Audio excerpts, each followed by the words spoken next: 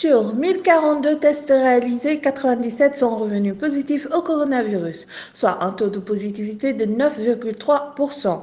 Il s'agit de 83 cas contacts suivis et de 14 cas issus de la transmission communautaire, répartis comme suit: Sacré-Cœur 2, Banetali 2, Guédiawaye 2, Touba 2, HLM Grand Yoff 1, Parcelles Assainies 1, Ouakam 1, Bel-Air 1, Keur Massar 1 et à Yeumbeul 1. 53 patients ont été testés négatifs et déclarés guéris.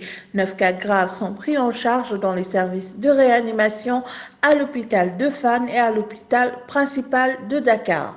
À ce jour, le Sénégal compte 2714 cas positifs, dont 1186 guéris, 30 décès à évacuer et 1497 encore sous traitement.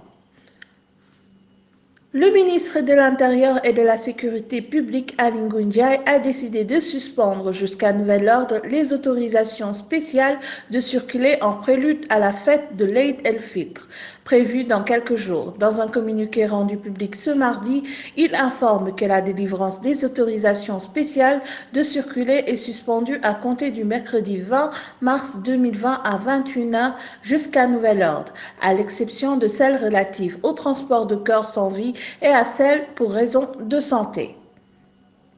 Le président Macky Sall, qui a pris part aux discussions du New York Forum Institute hier mardi par visioconférence, s'est encore exprimé sur la question de l'annulation de la dette des pays africains.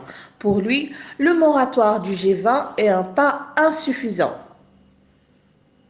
Le Covid-19 a pris les ascenseurs en Mauritanie. Face à une nouvelle vague, le pays a relevé hier mardi 50 nouveaux cas de coronavirus en 24 heures. L'information émane des autorités sanitaires.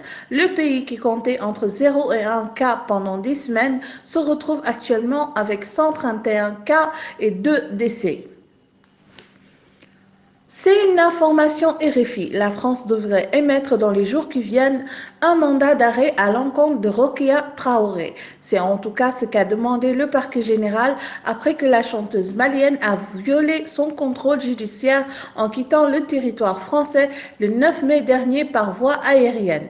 Plusieurs éléments prouvent en effet qu'elle s'est soustraite illégalement à la justice française. 2 éléments à charge contre la chanteuse ont été retenus par les enquêteurs. D'abord, le fait qu'elle ne soit pas présentée au commissariat le 15 mars dernier, comme l'y obligeait pourtant son contrôle judiciaire chaque semaine. Et puis, ce sont aussi les messages postés sur les réseaux sociaux par Rokia Traoré qui ont servi de preuve à la justice française pour montrer qu'elle s'est soustraite illégalement à son contrôle judiciaire. Sur Facebook, la chanteuse explique notamment les raisons qui l'ont poussée à quitter la France le 9 mai dernier pour être aux côtés de sa fille restée au Mali, craignant que la garde de l'enfant lui soit retirée. La rédaction de dakarmidi.net vous souhaite une bonne fin de soirée et vive le Sénégal.